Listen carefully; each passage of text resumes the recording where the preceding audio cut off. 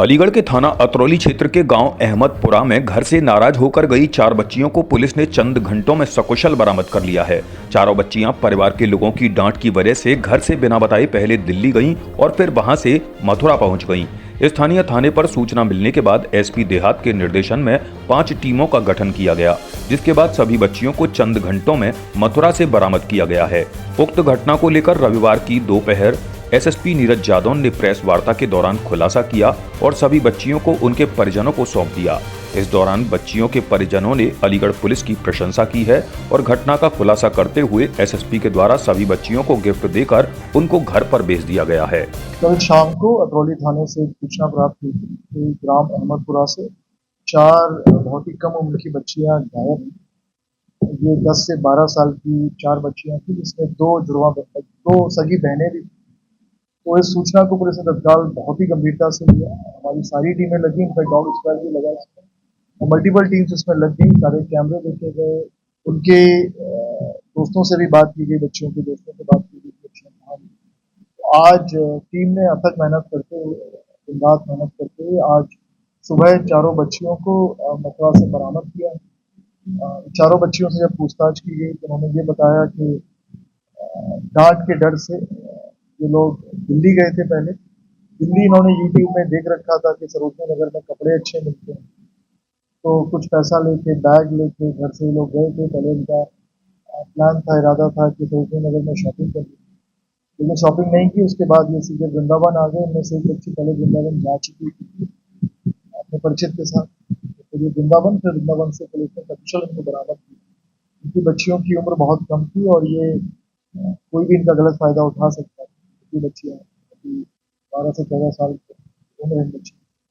Team ने इसको बहुत ही गंभीरता से लिया और ऑपरेशन स्माइल के अंतर्गत पूरी टीम ने बेतोड़ मेहनत करते हुए हमारी देहात एसओजी टीम ने, क्रिमिनल इंटेलिजेंस टीम ने, हमारे जो नए सीओ अतरौली साहब आए उन्होंने मेहनत की और हमारे एसपीआर साहब ने तो पूरी दिन रात मेहनत की। इसमें पूरा लगे रहे जब तक लड़कियां बरामद नहीं हुई। इसी केस में वो लगे रहे। तो चारों बच्चों को पुलिस ने सकुशल बरामद की। अब ये पेरेंट्स से जब पूछताछ की गई तो उनके पेरेंट्स को ये भी नहीं पता था कि उनके पास मोबाइल फोन भी, उनके पास एक मोबाइल फोन है और एक 5वीं बच्ची का भी जाने का प्लान था गाँव से, लेकिन वो जा नहीं पाई। और वो जा नहीं पाई तो उस कारण पूरा ये केस खुल गया, नहीं तो बहुत दिक्कत आती। नहीं, किसी ने अभी तक तो वैसा कुछ निकल के आया नहीं। और बच्चियों से और भी पूछताछ की जाएगी, लेकिन बरगलाने का कोई प्लान नहीं है। मैंने खुद देखा था कि कपड़े अच्छे मिलते हैं सरोजनी नगर में और घर का कहना है कि माँ बाप डांटते थे, तो उससे भी वो था। तो पेरेंट्स से भी काउंसलिंग की जाएगी कि बच्चों को ध्यान रखें। बहुत ही कम उम्र बच्चों की, और विशेष तौर पर यदि कम उम्र के बच्चे होते हैं तो कोई भी इनका गलत फायदा उठा सकता है। यूट्यूब यूट्यूब यूट्यूब देखा था मैंने, उसके कारण। इसमें 2 सगी बहनें हैं, चारों एक ही गांव की हैं, अहमदपुरा गांव की हैं चारों, और बस 7, 8, 9, 10 नंबर की चार।